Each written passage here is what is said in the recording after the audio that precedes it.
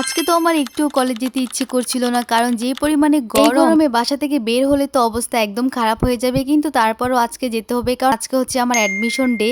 Already অনেক late হয়ে গেছে। আমি মিতুনুর। হ্যালো সবাইকে, আশা করি সবাই ভালো আছো। তো সকাল সকাল ঘুম থেকে উঠে ফ্রেশ হয়ে আগে নাস্তাটা করে নিলাম। আর আমার সকালের নাস্তায় থাকবে 1 কাপ চা আর একটা রুটি। আমি একটার বেশি রুটি খেতে পারি না। তো খাওয়া দাওয়া শেষ করে ঝটপট রেডি হয়ে বের হয়ে গেলাম কলেজে যাওয়ার জন্য। আর আজকে এত পরিমাণে রোদের তাপ বাহিরে, আর কলেজের একটু সামনে এসে হচ্ছে অটোটা খারাপ হয়ে গিয়েছে, যার কারণে হেঁটে চলে আসলাম বাকিটুকু পথ। কলেজে এসে আগে ভর্তি হয়ে নিলাম, তারপর আমাদের একটা ক্লাস ছিল, তারপর ক্লাসটাও করে নিলাম। এরপর ভাবলাম যে একটু বেলপুরি খাই, কিন্তু আজকের বেলপুরিগুলো এত বেশি ফালতু ছিল কি বলবো। বেলপুরির ওপরে হচ্ছে ডিমের কুসুম দিয়ে একদম ভরাই ফেলছিল, যার কারণে ডিমের ব্যাড স্মেলে খেতেই পারি নাই মন ভরে। তারপর লাস্ট ক্লাস হওয়ার কথা ছিল, কিন্তু লাস্ট ক্লাসটাও হয় নাই আজকে শুধু একটা ক্লাস হয়েছিল। তো এখন বাসায় চলে যাব। যারা মূলত বাস দিয়ে আসা যাওয়া করে তারা হচ্ছে বাসের সামনে গিয়ে দাঁড়িয়ে আছে, একটু পরেই কিন্তু বাস ছাড়বে।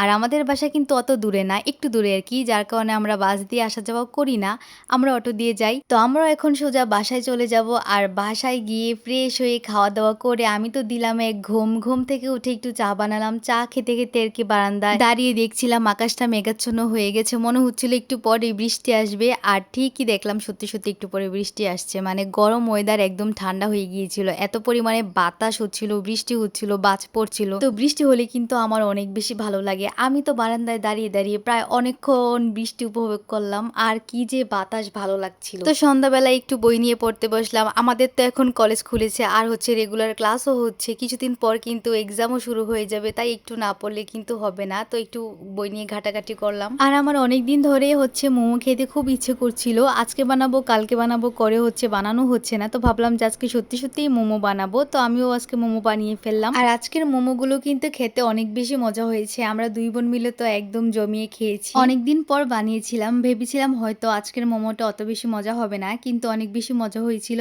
আর ঘরে কোনো একটা জিনিস বানিয়ে খাওয়ার একটা মজা, যে নিজের মন মতো করে বানিয়ে খাওয়া যায়। বেশি করে চিকেন দিয়ে হচ্ছে মোমো বানিয়েছিলাম। আমি নেক্সট ডে একটা মোমো রেসিপি শেয়ার করব। তো মোমো খাওয়ার পর হচ্ছে চা খেতে ইচ্ছে করছিল আবার, তো নিজেই চা বানালাম আর এখানে বসে বসে চা খাচ্ছিলাম আর কি। তো এটা হচ্ছে তার পরের দিনের ভিডিও। আমার ফ্রেন্ড হচ্ছে আমার কাছে একটা কেকের অর্ডার করে, তো ওর কেকটাও আমি বানিয়ে রাখলাম।